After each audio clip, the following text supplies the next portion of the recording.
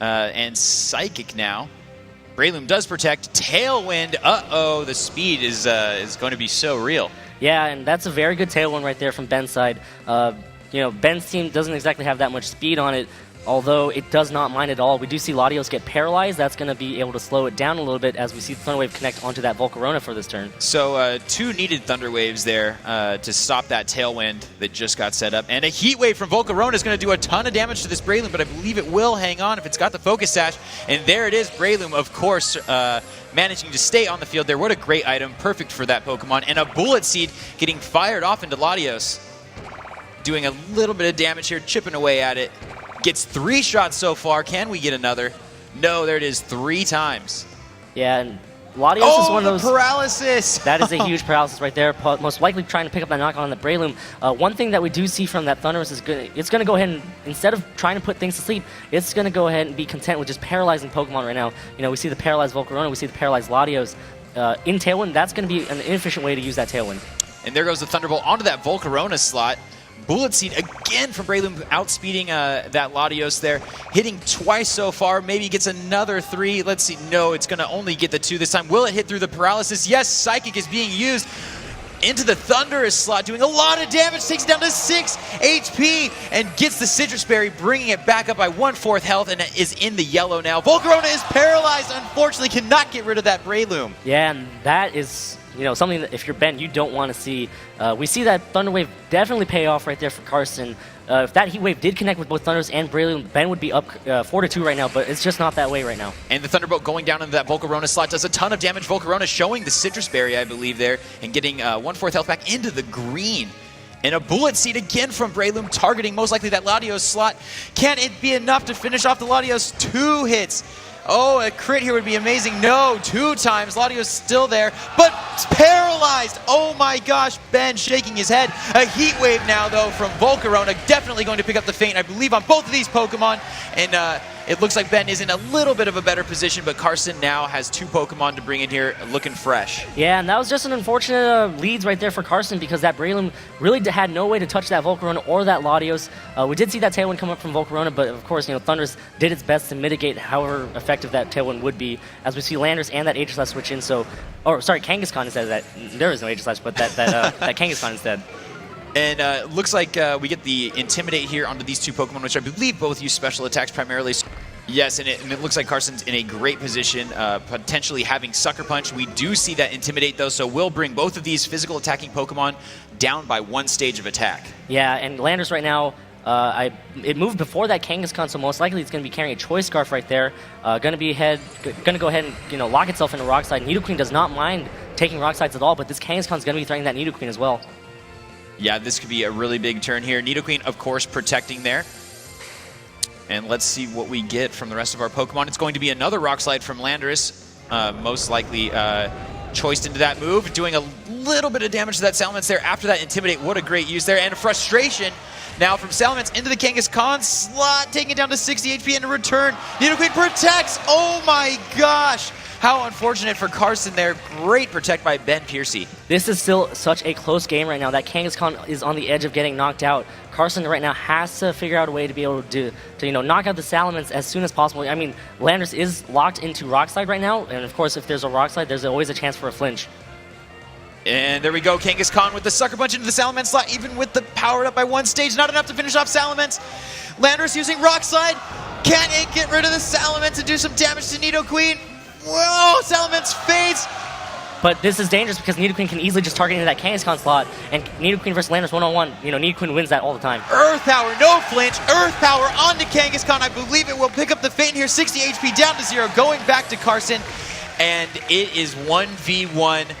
Oh my gosh, it doesn't look like a good situation now unless there's about 10 flinches in a row. It is a forfeit for Carson. Game 1, Ben and Carson shaking hands.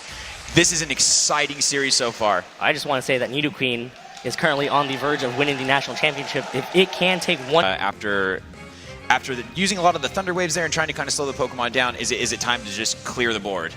I mean, Carson was in a solid position. It's just, Ben with that Nidoqueen, just out there, just doing a lot of damage. Doing Nido Queen things. Okay, we get the leads, of course, from our two trainers here. This is big, guys, because one more for Ben, and he is your new seniors U.S. national champion. We got the Volcarona Nido Queen there for Ben, and a Thunderous, and I think I saw Kangaskhan lead there for Carson. Yeah, and Volcarona right now is going to be playing a huge role in supporting that Nido Queen. We've already seen access to Tailwind. One of the problems with Nido Queen is that it's not too fast. Tailwind's going to be able to boost that Nido Queen speed and push it over a lot of its threats and be able to pick up knockouts before those Pokemon can knock out Nido Queen. All right, Kangaskhan going Mega there for Carson. Taunt from Thunderous, trying to shut down that Volcarona there. It falls for the taunt. Power-up punch now from King onto the Thunderous, getting 2 stages of attack boosted right there. But I do believe that Nido still has a move left. And Volcarona as well. Oh, the avoid for Thunderous there. Kangaskhan taking quite a bit of damage from that Volcarona, and an Ice Beam from Nido Queen targeting the Thunderous slot. Super effective!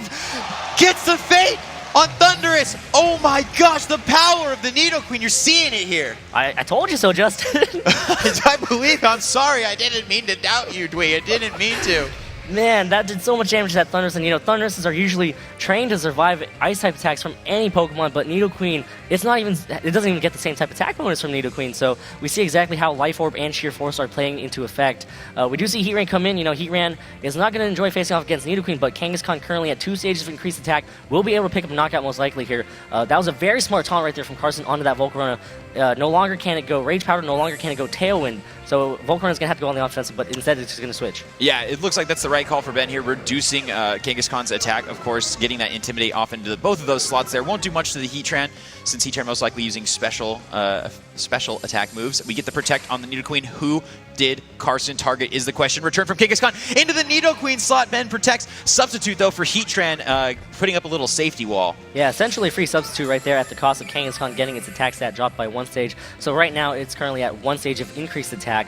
We did see the Volcarona switch out, so most likely Ben wants to keep that Volcarona around to provide a little bit more support for that Nido Queen. Possibly come in, and since that Thunderous is no longer going to be a threat to taunt that Volcarona, easily set up a Rage Powder or easily set up a Tailwind as well.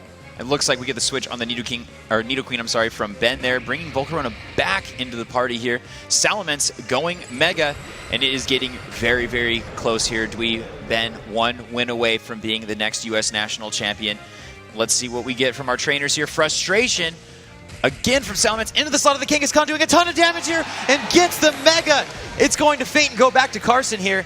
And then Earth Power, though, from Heatran onto that Volcarona slot. Will do a decent amount of damage here, but only about 30%. And a little bit of health back from those leftovers. And even though Volcarona does not enjoy facing off against this Heatran, I mean, Volcarona doesn't have anything really that it can do. Most Volcaronas, we've already seen the Tailwind. Most likely it has Rage Powder to provide more support for that Nido Queen as we see Landorus Arian come in. Volcarona right now, it's just out there. I don't think Ben really needs it too much anymore, and instead he's probably going to sacrifice the Volcarona, maybe get up a Tailwind if he can, in order to get more safe switches in after Volcarona gets knocked out. You're exactly right there, Dwee. It looks like we do see Carson outspeeding, getting the Rock Slide off here into the Volcarona slide, manages to finish it off. Salamence down about 40% here, so a great play. Will the Salamence flinch is the question. No, frustration from Salamence into that Heatran slot, and maybe we'll break the substitute here, I believe. No, still behind the substitute. Heat Wave, can we get a burn after this damage? Down into the yellow, no burn, I believe, but great, the substitute is still up. That is absolutely huge for Carson. That is the most critical turn of the game, I think. Yeah, and one of the reasons why Ben really decided to target down that Heatran with that substitute, with that frustration, that not very effective frustration, is simply the fact that, breaking that substitute from Heatran, making sure that it's not hiding behind it,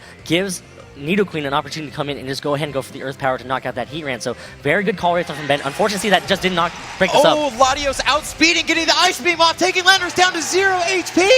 It's going to go back to Carson. The Landorus is gone. It's Heatran against the world. Frustration from the Salamence going into that substitute, and I believe it will finally fade. Oh my gosh.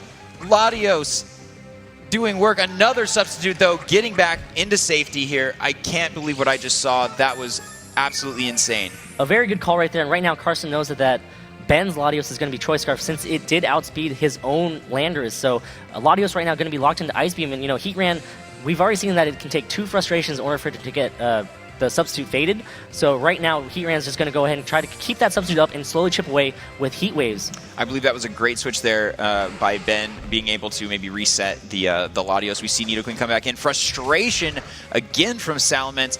Will it be enough? I don't think so, because we saw... Oh, no! Fates the substitute. Ouch. Brutal there. Heat Wave hitting back, though. It did do quite a bit of damage, so I think we will see the Salamence fall this turn. But no, it hangs on by a thread in the red, and a little bit of health back from leftovers onto that Heatran, and Nidoqueen looks to be in a great position.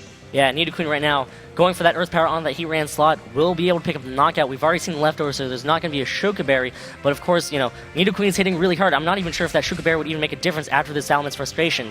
That frustration from Salamence there. Earth Power now from Heatran into the Nidoqueen slot. Doing enough damage to, I think, pick it up. Oh my gosh, there's only 2 Pokemon left for Ben. And it doesn't look like Frustration is doing much damage at all after that earlier Intimidate from Landorus. And a little bit of health back onto the Heatran.